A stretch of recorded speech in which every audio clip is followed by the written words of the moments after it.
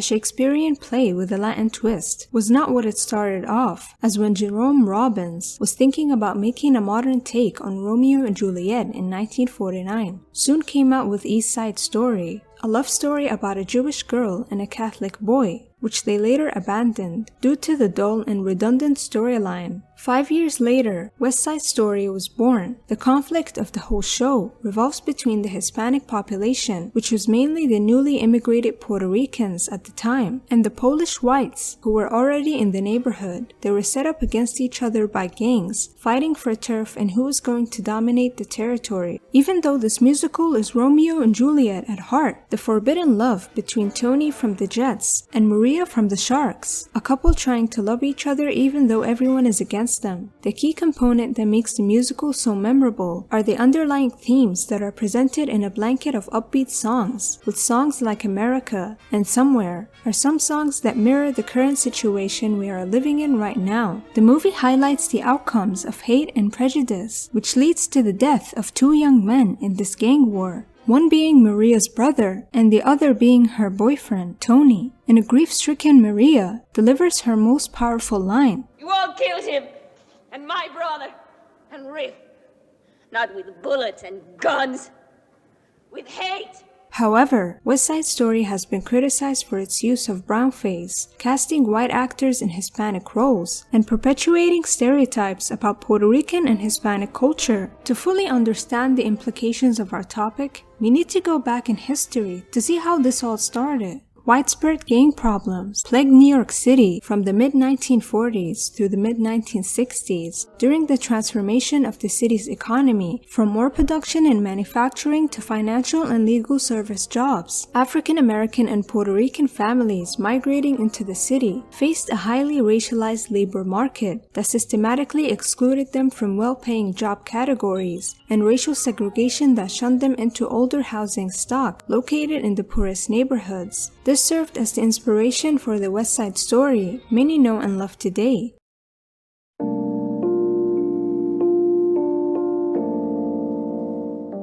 Stereotypical representation of Hispanic and Latino characters are typically negatively presented and attack the entire ethnic group's morality, work ethic, intelligence, or dignity. The stereotypes can also differ between men and women. Hispanic or Latino men are more likely to be stereotyped as unintelligent, comedic, aggressive, sexual, and unprofessional, earning them titles as Latin lovers, buffoons, or criminals. That often results in the individuals being characterized as working less respectable careers, being involved in crimes, often drug-related, or being uneducated immigrants. Similarly, Hispanic and Latina women are typically portrayed as lazy, verbally aggressive, and lacking work ethic. Latinas are still deemed as less than, objectified and known for being to be alluring to others. Because 60 years ago in Hollywood, studios continually refused to hire actual people of color in lead roles. Natalie Wood, a white actress, was cast to play the role of Maria, a Puerto Rican woman. This is one of the many times which Hollywood has cast white actors as other races. Burt Lancaster played an Indian in Apache. Paul Newman played the Italian boxer Rocky Graziano. Eli Wallach was Jewish and played Mexican outlaws in both The Magnificent Seven and The Good, the Bad, and the Ugly. The show's creators didn't know, or didn't seem to care to know, much about their own material. The lyricist Stephen Sondheim at first expressed doubts about his fitness for the project. "I've never been that poor, and I've never even met a Puerto Rican," he said. The initial concept, an adaptation of Romeo and Juliet, recast with teenage street gangs, didn't involve Puerto Ricans at all. The artist toyed with a number of ethnic possibilities, such as Jewish people or Mexicans, before settling on the version we know now. In the 1961 film, most of the Puerto Rican roles were given to white actors in brownface. Rita Moreno was however one of the only Puerto Rican actresses to have a lead role in the film. She won an Oscar for Best Supporting Actress for her brilliant role as Anita in the film, and she remains to this day one of the only 2 Latinas to win an Oscar for acting. Actor Rita Moreno never had an on-screen Latina role model as a child. There was no such thing then, she says. Certainly not for little Puerto Rican girls like me. What was important about Anita to me, and still is that Anita, believe it or not, was the only part I ever remember where I represented Hispanics in a dignified and positive way, she says. It represented a lot of breakthroughs for young actors of Hispanic origin. She remembered complaining about how inauthentically dark her makeup was, and at one point confronting the makeup artist about it. He looked at her and asked, "What, are you racist?" Moreno was shocked. I said, "Wait a minute, you know I'm Puerto Rican." He said, "Yeah, and you know what my skin color really looks like without this muddy stuff on?" He said, "Yeah." I said, "What's racist about that?" What she wonders now, if she at the time really had any agency, if she was in a position to say this wasn't acceptable, to refuse to go on camera that way, and if she did,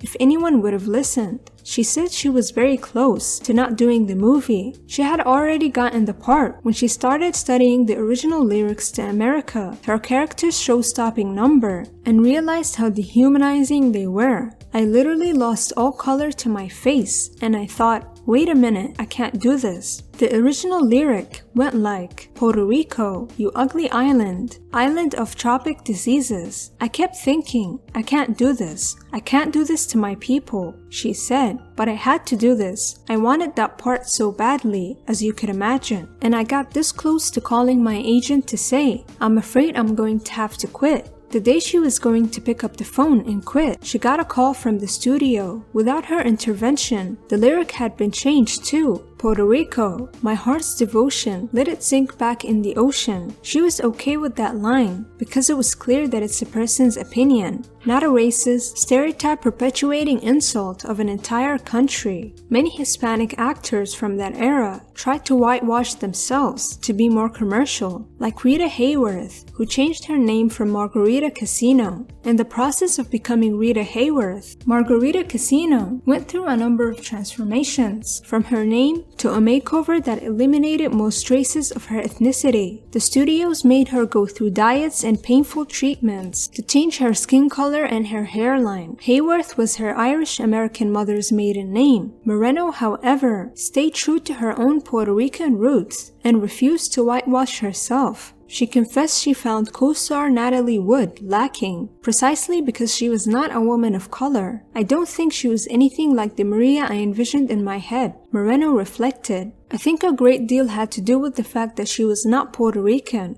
After becoming the first Latina actor to win an Oscar for West Side Story, Moreno expected more opportunities to follow. Instead, she was offered stereotyped roles as gang members and housewives. I was only seen in one way and having to speak always with an accent. I couldn't even audition for anything that wasn't for a native girl. "It was the heartbreak of my life," Moreno says. She turned down the parts she thought were offensive or too insignificant, and wound up not making another movie for 7 years.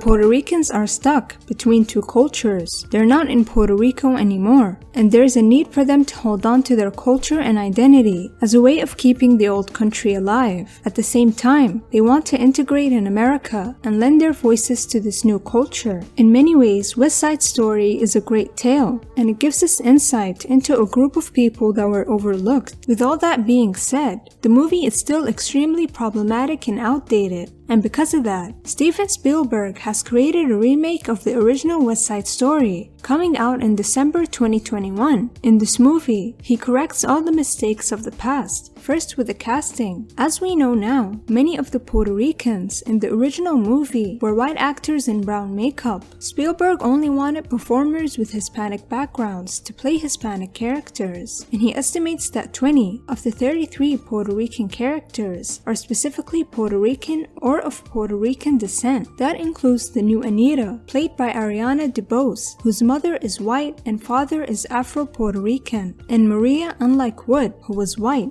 will be played by Rachel Zegler, who is of Colombian and Polish descent. Moreno, who won an Oscar for her performance as Anita in the 1961 film, will play a new character in Spielberg's adaptation. She'll be taking on the role of Valentina, a remade version of the character of Doc, the owner of the corner store which Tony works. The musical West Side Story is without a doubt one of the most popular and memorable musicals ever to be created, and although I was never a big fan of remakes, I think we can all agree that this movie definitely needs one. I look forward to watching the remake, and I hope they do this spectacular movie its justice. Thank you for watching, guys. Tell me your ideas in the comments. Don't forget to like and subscribe. Thank you once again, and goodbye.